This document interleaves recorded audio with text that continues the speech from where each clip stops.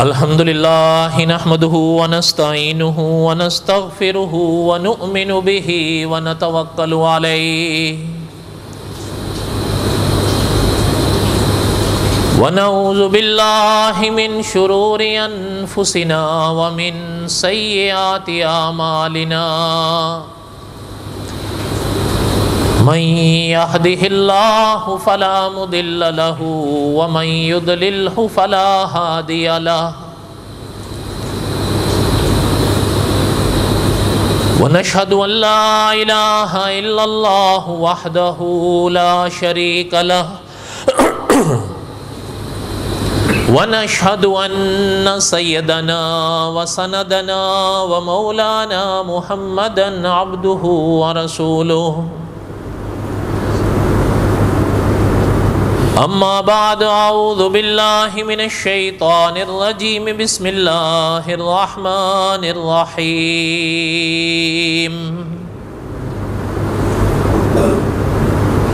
الف لام را تلک آیات الکتاب المبین اِنَّا أَنزَلْنَاهُ قُرْآنًا عَرَبِيًّا لَعَلَّكُمْ تَعْقِلُونَ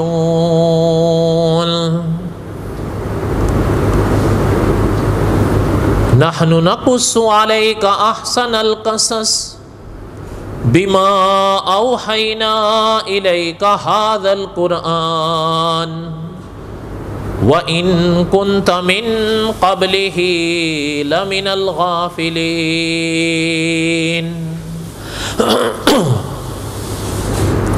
صدق اللہ العظیم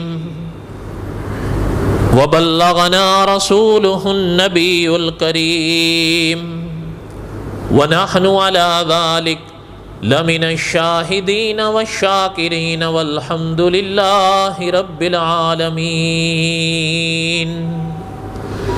اللہم صلی علی محمد وعلی آل محمد کما صلیت علی ابراہیم وعلی آل ابراہیم انکا حمید مجید اللہم بارک علی محمد وعلی آل محمد کما بارکت علی ابراہیم وعلی آل ابراہیم انکا حمید مجید۔ ہمہ قسم کی حمد و ثنا اللہ ذات لم یزل لا یزال کی پاک ذات کے لیے، صدق دل سے لا تعداد مرتبہ درود و سلام امام الانبیاء حضرت محمد الرسول اللہ صلی اللہ علیہ وسلم کی پاک ذات کے لیے۔ قصص الانبیاء علیہ السلام کے اسباق ہم پڑھ رہے تھے۔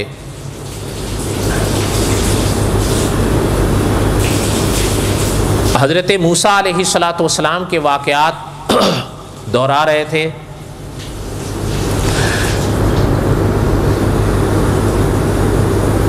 گزشتہ درس جہاں روکا تھا وہیں سے ہم انشاءاللہ آگے چلیں گے۔ اللہ ذوالجلال والاکرام نے قرآن پاک میں یہ جو قصص بیان فرمائے ہیں، علماء نے لکھا ہے کہ ان میں ہزاروں اسباق ہیں انسان کے لیے، عقائد کے بھی، اعمال کے بھی، اخلاق کے بھی۔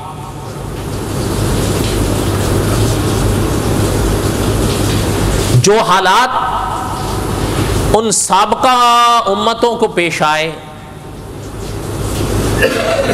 علماء نے لکھا ہے کہ اسی طرح کے حالات اس امت کو بھی پیش آ رہے ہیں، اور آگے پیش بھی آنے ہیں۔ بلکہ شاید کسی سابقہ درس میں ہم نے یہ بات حضرت شاہ ولی اللہ رحمۃ اللہ علیہ کی پڑھی ہے کہ علماء نے لکھا ہے کہ حضرت شاہ ولی اللہ محدث دہلوی رحمۃ اللہ علیہ نے فرمایا تھا کہ جیسے جیسے حضرت عیسیٰ بن مریم کے آسمانوں سے واپس آنے کا زمانہ قریب ہوتا جائے گا، ویسے ویسے مسلمانوں کے لیے مشکلات بڑھتی جائیں۔ اس لیے علماء نے لکھا ہے کہ اللہ ذوالجلال والاکرام نے اپنے پاک کتاب میں یہ قصص ایسے نہیں بیان فرمائے، ہمیں ان کی طرف دیکھنا ہے کہ ان حالات میں ان زمانوں کے مسلمانوں نے کیسے سامنا کیا۔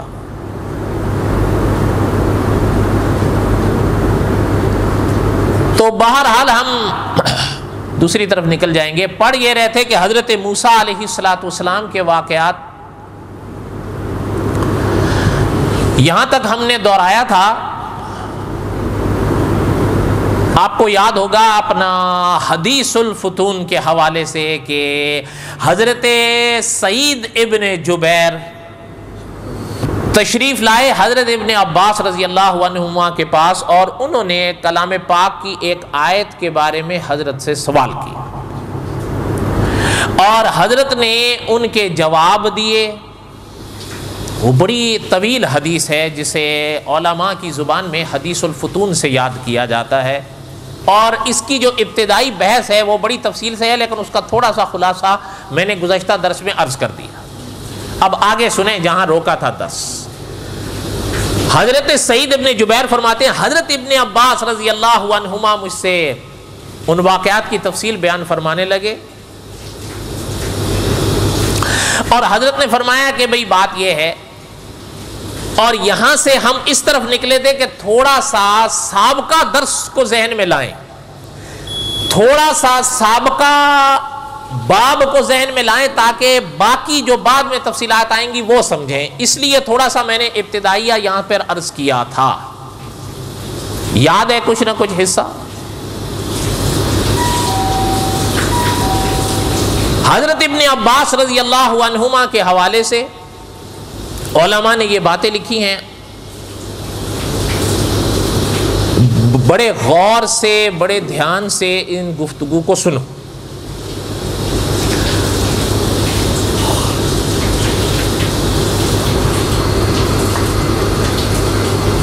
حضرت ابن عباس رضی اللہ عنہما نے حضرت سعید ابن جبیر رحمۃ اللہ علیہ کے سوال کے جواب میں ان کو بتایا کہ وَفَتَنَّاكَ فُتُونَ میں جن آزمائش کا ذکر ہے یا جن آزمائشوں کا تذکرہ ہے وہ کیا ہے،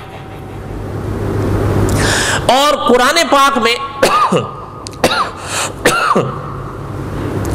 اللہ ذوالجلال والاکرام نے ارشاد فرمایا۔ آپ کو یاد ہوگا گزشتہ درس ہم یہاں تک پڑھ پائے تھے کہ اللہ ذوالجلال والاکرام نے فرعون نے ایک قانون لاگو کیا تھا، اس کا ذکر اپنے کلام میں فرمایا ہے، ان فرعون علا فی الارض وجعل اہلہا شیعا یستضعف طائفۃ منہم، یہاں تک ہم پڑھ پائے تھے، اور یہیں پر میں نے اکابر کی وہ بات نقل کی تھی، آپ کو یاد ہوگا کہ یہ جو اپنا سلسلہ رہا ہے نا کہ لڑاؤ اور حکومت کرو، یہ کس کا فارمولہ تھا، یہیں تک ہم پڑھ پائے تھے، اور یہیں پر میں نے وہ آپ کا اکبر الہ آبادی مرحوم کا یہ شعر سنایا تھا، آپ کو یاد ہوگا کہ بچوں کے قتل سے یوں وہ بدنام نہ ہوتا، افسوس کہ فرعون کو، اور بولو تو صحیح، کالج کی نہ سوچی۔ بہرحال اس کے حوالے سے کئی ضروری باتیں تھیں، ان کا تھوڑا سا خلاصہ میں نے گزشتہ درس میں عرض کر دیا، اب بار بار دوست میں ہیں، تفصیلات تو بڑی ہیں، اب وہ ساری آپ کو سناؤں گا تو آپ پریشان ہو جاؤ گے، اس لیے ایک سنا دی تھی، اور اس کا تعلق کس چیز سے تھا؟ یذبحُ ابناہم، یہاں پہ اللہ ذوالجلال والاکرام نے اس قانون کا ذکر فرمایا جو اس نے لاگو کیا تھا، ان فرعون علا فی الارض وجعل اہلہا شیعا، یستضعف طائفۃ منہم یذبح ابناءہم ویستحیی نساءہم. اور آگے اللہ نے ارشاد فرمایا انہ کان من المفسدین، بڑا فسادی تھا وہ، انہ کان من المفسدین، فسادی تھا وہ ایسا. یعنی آپ حیران ہوں گے، یعنی اللہ ذو الجلال والاکرام نے، آپ نے خیر یہ پڑھ رکھا ہوگا، سن رکھا ہوگا، جو اس نے قانون لاگو کیا تھا حضرت ابن عباس رضی اللہ عنہما نے پہلے مرحلے پر، وَفَتَنَّاكَ فُتُونَا کے مراحل پر پہلا مرحلہ اسی کا ذکر فرمایا تھا. وَيَسْتَحْيِي نِسَاءَهُمْ، عجیب قانون اس نے لاگو کیا. اللہ ذو الجلال والاکرام نے فرمایا کہ لڑکوں کو ان کے ذبح کر دیتا تھا اور ان کی عورتوں کو زندہ چھوڑ دیتا تھا. یہ قانون بنایا تھا، لڑکا جس گھر میں جنم لے گا اس کو مارو گے اور فوراً مارو گے. حتیٰ کہ علماء مفسرین نے لکھا ہے اس نے نگران مقرر کیے ہوئے تھے جو کسی وقت بھی کسی گھر پر بھی آ جاتے تھے، گھر بنی اسرائیل کا ہو، اس لیے کہ یہ قانون اس نے بنایا ہی بنی اسرائیل کے خلاف تھا. وہ نہیں چاہتا تھا کہ بنی اسرائیل کی کوئی آبادی بڑھے. اور علماء نے لکھا ہے کہ باقاعدہ لوگ رہتے تھے، نگران رہتے تھے، اور نظر رہتی تھی قانون کی طرف سے، حکومت کی طرف سے، کہ نظریں رکھو کہ کس گھر میں امید ہے اولاد کی، اور پھر دیکھو کہ جنم کس کا ہوتا، لڑکے کا ہوتا ہے تو فوراً مارو. علماء نے لکھا ہے وہ آ جاتے تھے اس کے کرندے، اٹھا کے لے جاتے تھے بچے کو اور وہیں ذبح کیا اور وہیں دفنا دیا. اور اگر آتے تھے اور تفتیش کرتے تھے، پتہ چلتا تھا اور یقین حاصل ہو جاتا تھا کہ لڑکی کا جنم ہوا ہے تو فی الفور اس کو چھوڑ دیتے تھے. یذبحوا ابناءکم یذبحوا ابناءہم ویستحیی نساءہم، ان کے لڑکوں کو ذبح کر دیتے تھے، لڑکیوں کو چھوڑ دیتے تھے. کوئی بات سمجھ میں آ رہی ہے آپ کو؟ اب آئیں اس بات پر کہ حضرت ابن عباس رضی اللہ عنہما نے فرمایا کہ یہ قانون اس نے کیوں لاگو کیا. شاید میں نے گزشتہ درس میں بھی عرض کیا تھا کہ صاحب قصص الانبیاء نے اس کے 6 اسباب لکھے ہیں، بڑی بڑی باتیں لکھی ہیں کتابوں میں کہ اس نے یہ قانون کیوں لاگو کیا. انہ کان من المفسدین، اللہ نے یہ تو فرمایا وہ فسادی تھا اور اس میں کوئی شک بھی نہیں. یہ قانون اس نے کیوں لاگو کیا؟ علماء مفسرین نے اس کے کئی اسباب لکھے ہیں. پہلا سبب علماء نے یہ لکھا ہے کہ وہ آپ کو یاد ہوگا جب ہم نے قصص الانبیاء علیہ السلام میں حضرت ابراہیم علیہ السلام کے ابواب پڑھے تھے تو حضرت ابراہیم اپنی اہلیہ کے ساتھ مصر سے گزرے تھے. تھوڑا سا دھیان آپ میری طرف لائیے. حضرت ابراہیم کا وہ سفر کہاں سے ہوا تھا؟ بولو نا. اچھا، فرعون کہاں تھا؟ حضرت ابراہیم نے حضرت سارہ ول دیکھتے ہوئے ارشاد فرمایا تھا کہ آپ کی اولاد میں، علماء نے لکھا ہے معنی یہ کہ حضرت ابراہیم کی اولاد میں، ہماری اولاد میں اللہ ایک نبی کو پیدا فرمائیں گے جن کے ہاتھ سے اللہ اس فرائض کو توڑ دے گا، ختم کر دے گا. یعنی معنی یہ کہ اس کی حکومت، اقتدار مٹ جائے گا ان کا. یہ حضرت ابراہیم علیہ السلام نے پیش گوئی فرمائی تھی کہ فرعون مٹ جائے گا میری اس اولاد سے، جو اللہ کے نبی ہوں گے اللہ ان کے ہاتھ سے اس کی حکومت کو مٹا ڈالے. اچھا حضرت اچھا یہ یاد رکھیں، میں اور آپ تو چلیں اب کے ہیں نا، اس دور کے لوگ بھی اس راز کو خوب سمجھتے تھے کہ یہ حضرت ابراہیم کی پیش گوئی ہے، کوئی معمولی بات نہیں. حتیٰ کہ مولانا امین اکاڑوی رحمت اللہ علیہ فرمایا کرتے تھے کہ خدا کے نبیوں میں کچھ انبیاء علیہ السلام ایسے گزرے ہیں جن پر نبوت اور شان کے لحاظ سے انسانیت متفق چلی آ رہی ہے.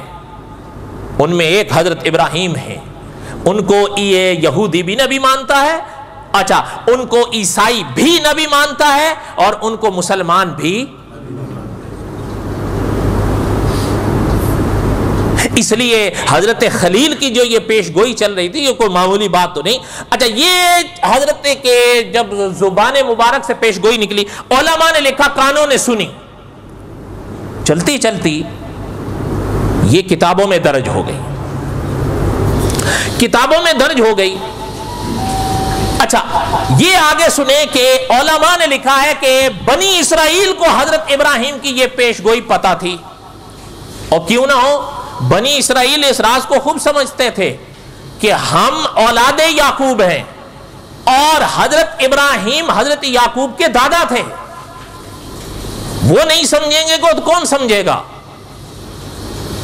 انہوں نے اس پیش گوئی کو پڑھا اور یاد رکھا، اپنی اولادوں کو بتاتے رہتے تھے.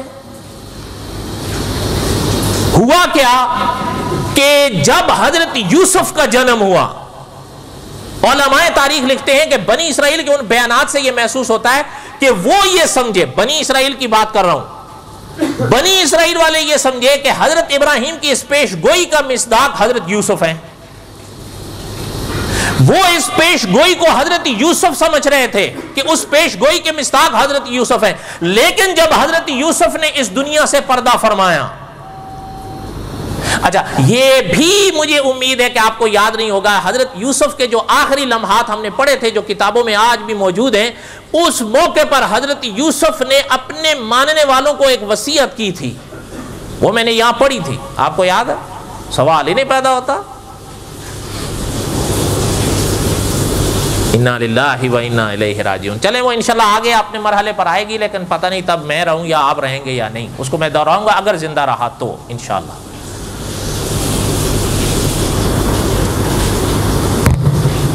اب جب حضرت یوسف نے اس دنیا سے پردہ فرمایا تو بنی اسرائیل سمجھ گئے کہ حضرت ابراہیم کے پیش گوئی کے مصداق حضرت یوسف نہیں ہے. وہ ان کی اپنی غلط فہمی تھی بنی اسرائیل کی. اب یہ فرعون آیا جس کا ذکر اللہ ذو الجلال والاکرام نے اپنے پاک کلام کے اس مقام پر فرمایا، ان فرعون علا فی الارض. اللہ نے فرمایا سرکش ہو گیا تھا، کھمنڈ جس کو کہتے ہیں. اچھا اس نے کیا کیا کہ ایک دن بیٹھا تھا، علماء نے لکھا ہے کہ اس کے کان میں یا اس کی نظر میں یہ پیش گوئی آئی حضرت خلیل کی. اب وہ سمجھ گیا کہ یہ جو فرائنہ کے لیے کہا گیا ہے تو وہ ہم ہی تو ہیں، اور وہ یہ بھی بات خوب سمجھتا تھا کہ حضرت ابراہیم کی جو اولاد ہے، میں نے ابھی عرض کیا حضرت ابراہیم حضرت یعقوب کے دادا تھے اور بنی اسرائیل حضرت یعقوب کی اولاد ہیں، تو وہ تو یہ راز خوب سمجھتا تھا کہ بنی اسرائیل ہی حضرت ابراہیم کی اولاد ہیں. ہم تو فرائنہ تو اس میں سے فرائنہ کے لیے تو یہ پیش گوئی ہے کہ ہمیں تو مٹا دیا جائے گا. ایک بات، اس نے جب یہ پیش گوئی پڑھی تو علماء نے لکھا ہے کہ پریشان ہو گیا. دعوے اس کے خدائی کے تھے لیکن پریشان ہو گیا تھا. انا ربکم الاعلی، اللہ نے قرآن میں فرمایا دعوے اس کے خدائی کے تھے، لیکن تاریخ بتاتی ہے پریشان ہو گیا. اچھا میں آپ سے پوچھتا ہوں، جس ذات کو خدا کہتے ہیں وہ پریشان بھی ہوتی ہے؟ سوال ہی نہیں پیدا ہوتا. جو پریشان ہو تو سمجھو خدا نہیں ہے. اب وہ پریشان ہو گیا. اچھا اس نے اپنا علماء نے لکھا ہے جو تھے نا منجمین، ان کو بلایا اور ان کو بلا کر کہتا ہے کہ مجھے یہ بتاؤ اس پیش گوئی کے بارے میں. جو تھے احبار، جو تھے منجمین، جو ستارے دیکھتے ہیں یا ربائی تھے اس زمانے کے جو بھی تھے، انہوں نے کہا کہ بھئی یہ پیش گوئی تو ہے، یہ تو کتابوں میں موجود ہے، سنتے بھی آ رہے ہیں. انہوں نے کہا آپ کیوں پریشان ہیں؟ انہوں نے کہا بھئی بات یہ ہے، یہ حضرت ابراہیم خلیل کی پیش گوئی ہے اور یہ آج تک چل رہی ہے. آپ کا کیا خیال ہے ہمارے اڑوس پڑوس میں، ہمارے ملک میں جو بنی اسرائیل رہتے ہیں ان کے خیال کے مطابق یہ ہو گئی ہے واقع؟ انہوں نے کہا نہیں، بات یہ ہے، ان میں سے ایک شخص نے بتایا جو آج بھی تاریخ میں، انہوں نے کہا کہ بھئی بات یہ ہے کہ جب تک تھے نا حضرت یوسف، یہ سمجھتے رہے کہ حضرت یوسف حضرت ابراہیم کی اس پیش گوئی کا مصداق ہے، لیکن جب حضرت نے اس دنیا سے پردہ فرمایا پھر ان کو یقین ہو گیا تھا کہ حضرت یوسف اس پیش گوئی کے مصداق نہیں تھے، وہ کوئی اور ہیں۔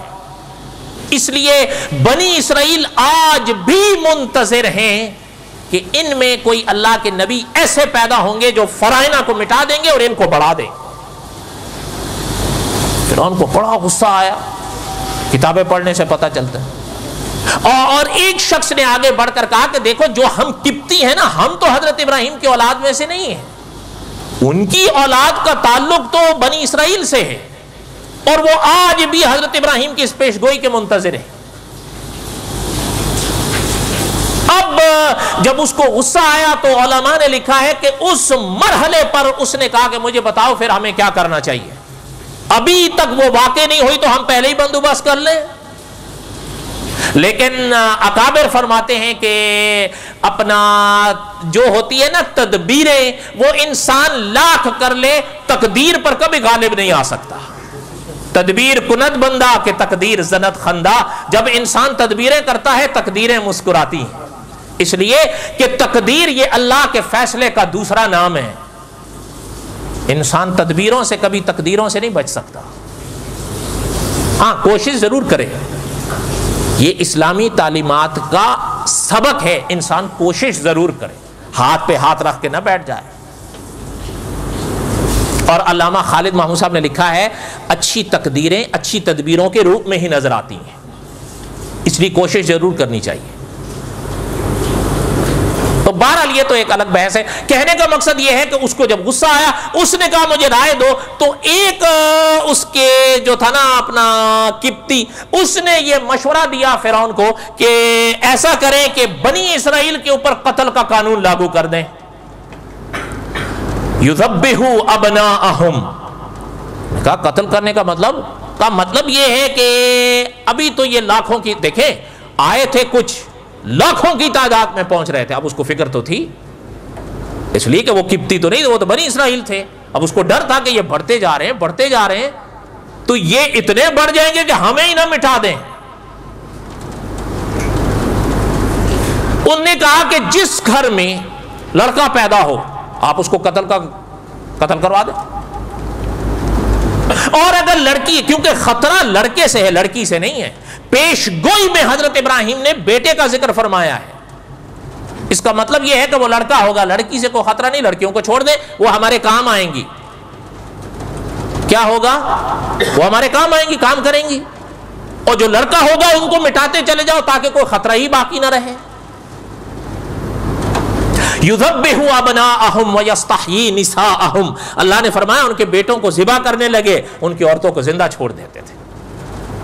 اور علماء مفسرین نے لکھا ہے اتنی سختی سے اس کے اوپر یعنی عمل کرنے لگے، جو فرعون نے قانون بنایا پورے ملک میں نافذ کیا اس نے، کوئی بھی لڑکا بنی اسرائیل کے گھر میں پیدا ہوگا اسے زندہ نہیں چھوڑا جائے گا، لڑکی ہوگی اس کو چھوڑ دیا جائے۔ اچھا، اور باقاعدہ یعنی سپاہی رہتے تھے جن کی نظریں رہتی تھی گلی گلی، گاؤں گاؤں، بستیاں بستیاں، کہ کہاں بیٹا ہونے والا ہے یا کہاں کوئی اولاد ہونے والی ہے، اور جیسے ہی ہوا آگے لے جاتے تھے، اور علماء نے لکھا ہے کہ قتل کر کے دفنا دیتے، لڑکی ہوتی تھی وہیں چھوڑ کے چلے جاتے۔ یہ کہنے کی باتیں بڑی آسان ہوتی ہیں، ذرا انسان سوچے کہ ان پر کیا گزرتی تھی۔ اور ہو سکتا ہے کہ آپ نے بھی پڑھا ہو یا کہیں سابقہ درس میں ہم نے دہرایا ہے، علماء تاریخ نے لکھا ہے کہ یذبحوا ابناءہم، 90,000 بچہ فرعون کے اس قانون کی زد میں آیا تھا۔ اور یہ بھی بڑی آسان باتیں ہوتی ہیں، اب تو یعنی آپ سے دور نہیں ہے وہ شہر، آپ کے ملک کے حوالے سے کہہ رہا ہوں، کبھی اس کے پڑوس میں جھانک کر دیکھیے، یعنی وہ شہر آج بھی موجود ہے کہ جہاں آپ شاید حیران ہوں گے، وہ انہوں نے یعنی حکومت نے، اس وقت کی حکومت نے ایک قانون بنایا تھا کہ کوئی شخص اگر اپنے گھر میں نماز پڑھتے ہوئے اللہ کی عبادت کرتے ہوئے پکڑا جائے گا تو 3 سال اس کو قید دی جائے گی، اور اگر باہر کسی گلی یا شہر میں نماز پڑھتے ہوئے پکڑا جائے گا تو 5 سال کی اس کو قید دی جائے گی۔ کس طرح وہاں سے مسلمانوں کو مٹانے کی کوشش کی گئی. لیکن حقیقت یہ ہے نہ تب مٹا نہ اب مٹے گا. اور علماء تاریخ لکھتے ہیں کہ اسلام کی فطرت میں قدرت نے یہ لچک رکھی ہے اتنا ہی یہ ابھرے گا جتنا کہ دباؤ گے.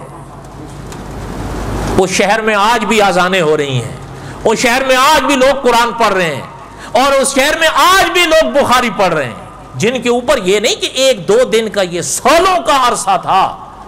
یعنی آپ سوچیں کہ وہاں کیا حال ہوگا. ان کو اچھا بعض اکابر نے فرمایا کہ یہ وجہ بنی جو حضرت ابراہیم کی پیش گوئی فرعون کا. اچھا دوسرے اکابر نے 5 اور اسباب بھی لکھے ہیں. بہرحال پہلی سب وجہ میں نے بتا دی ہے. کچھ اثرات نے یہ بھی فرمایا کہ فرعون کو ایک اور بھی ڈر تھا کہ ان کی تعداد بڑھتی جا رہی ہے, جب یہ بڑھتے جا رہے ہیں تو یہ ممکن ہے ہمارے دشمنوں کے ہاتھے نہ چڑھ جائیں, کہیں ان کے ساتھ مل کر ہمارے ہی خلاف نہ ہو جائیں. اس لیے بھی اس نے یہ قانون نافذ کیا. 4 وجہ اور بھی علماء تاریخ لکھتے ہیں. بہرحال ان ساری ابحاث میں کیا پڑھنا ہے, علماء نے لکھا ہے یہ اس نے قانون بنایا اور اللہ نے اس کے اس قانون کا ذکر قرآن میں فرمایا. وَنُرِيدُ أَن نَّمُنَّ عَلَى الَّذِينَ اسْتُضْعِفُوا فِي الْأَرْضِ وَنَجْعَلَهُمْ أَئِمَّةً وَنَجْعَلَهُمُ الْوَارِثِينَ. اللہ نے فرمایا یہ تو وہ کر رہے تھے نا, لیکن ہم یہ چاہتے تھے کہ جن کو مٹایا جا رہا ہے انہی کو پھنسایا جائے. یہ آپ جا کر اس آیت کا ترجمہ دیکھ لیں. اللہ نے فرمایا جن کو مٹایا جا رہا تھا ہم نے چاہا انہی کو بسائیں, اور انہی کو ہم مال بھی دیں, انہی کو ہم حکومت بھی دیں. اچھا میں آپ سے پوچھتا ہوں, جو فرعون نے چاہا وہ پورا ہوا یا جو اللہ نے چاہا وہ پورا ہوا؟ اچھا اکابر نے فرمایا کہ جب آپ خود دیکھ لیں, جب 90,000 بچہ ذبح ہوا کیا حال ہوگا. تو فرعون والے یا ایک بار اکٹھے ہوئے, انہوں نے کہا بھئی بات یہ ہے جناب کہ آپ نے تو یہ قانون, اب یہ قانون تو نافذ ہے, کوئی لڑکا پیدا ہی نہیں ہو پا رہا ہے بنی اسرائیل میں, پیدا ہوتا ہے مار دیتے ہیں, لیکن ہمارے لیے بھی یہ مصیبت بنے گا. انہوں نے کہا بھئی تمہارے لیے کیا مصیبت بنے گا؟ کہا مصیبت یہ بنے گا کہ ہمارے سارے کام تو وہ کرتے ہیں. علماء تاریخ نے لکھا ہے جو معزز کام ہوتے تھے وہ قبطی کرتے تھے, اور جو دوسرے کام ہوتے تھے آپ خود سمجھ گئے وہ سارے بنی اسرائیل کے لیے رکھے ہوئے تھے. بھئی وہ یہ سارے کام کون کرے گا؟ ہم تو کرنے سے رہے, اور عورتوں کی ایک حد ہے وہ کب تک کام کریں گی, یا اس حد تک تو نہیں جا سکتی جہاں تک مرد جا سکتے ہیں. اس لیے یہ قانون تو ہمیں بھی مہنگا پڑ رہا ہے. انہوں نے کہا کیا, انہوں نے کہا دیکھیں جی ہمارا مشورہ یہ ہے, آپ حضرت خلیل کی پیش گوئی سے بچنا چاہتے ہیں نا, 1 سال کا وقفہ رکھ دیں تاکہ جو بنی اسرائیل جوان ہیں وہ تو بوڑھے ہوتے جا رہے ہیں اور آگے ہم بڑھنے نہیں دے رہے ہیں. یہ کتنا کام کریں گے, تو کچھ عرصے میں ختم ہو جائیں گے, یہ کام ہی نہیں کر سکیں گے, عورتیں کتنا کریں گی.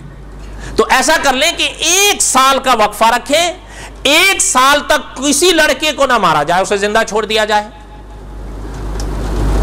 اور دوسرا جو سال آئے گا اس میں اس پر عمل کیا جائے. فرعون کے کارندوں کے مشورے سنے آپ نے؟ اچھا اس نے جب یہ بات سنی, نے کہا بڑا اچھی بات کہی ہے, انا للہ و انا, دعوے خدائی کے اور حالات بڑے عجیب ہیں.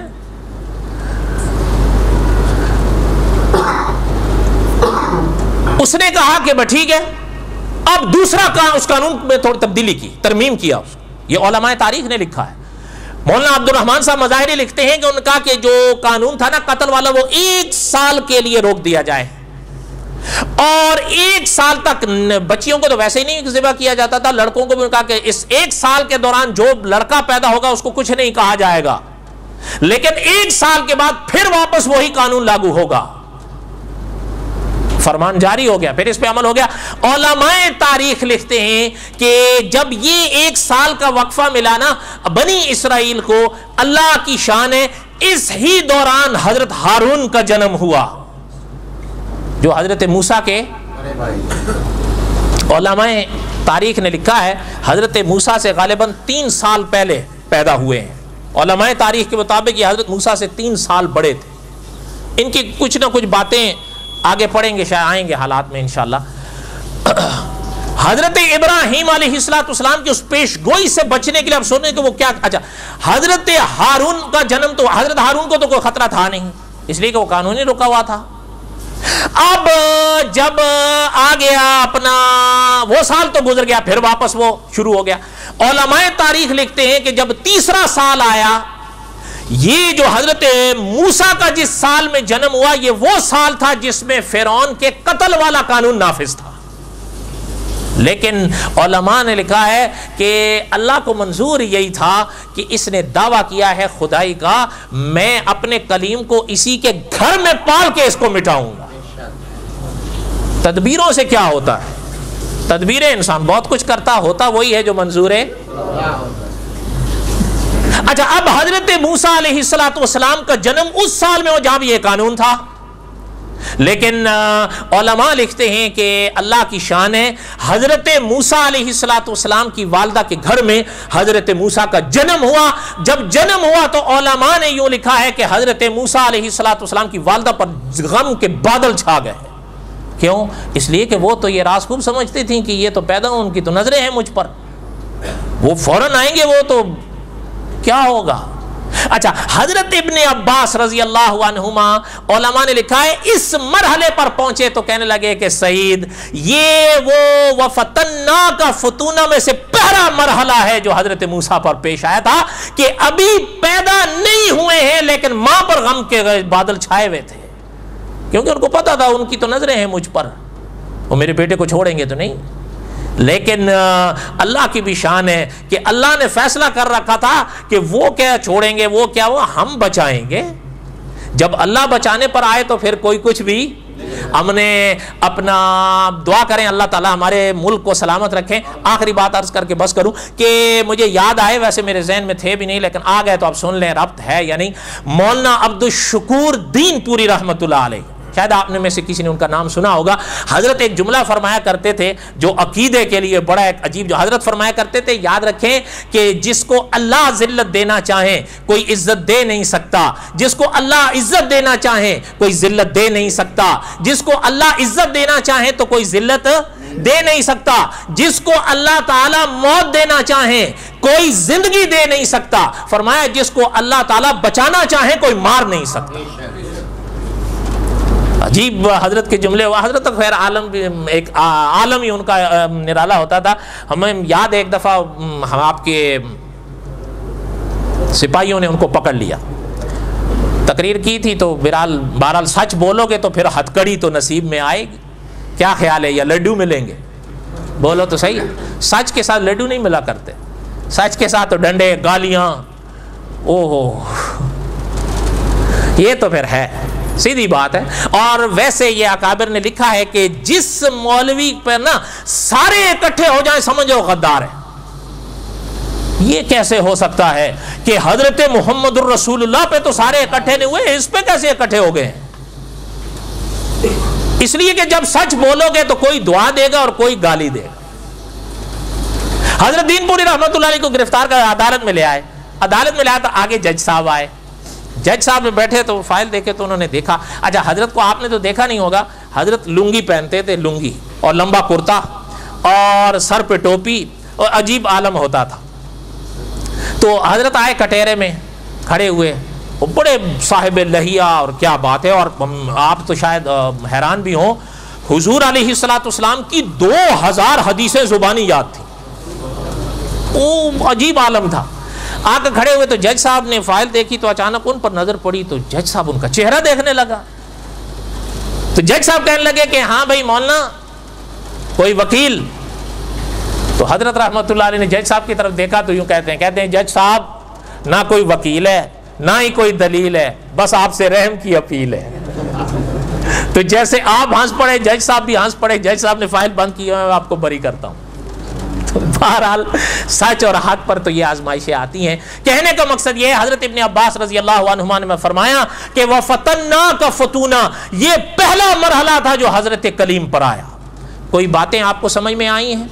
اللہ تعالیٰ نے اگر زندگی دی تو بقیہ تک قصہ موسیٰ علیہ السلام ابھی ماہ رمضان سے پہلے ایک جمعہ باقی ہے.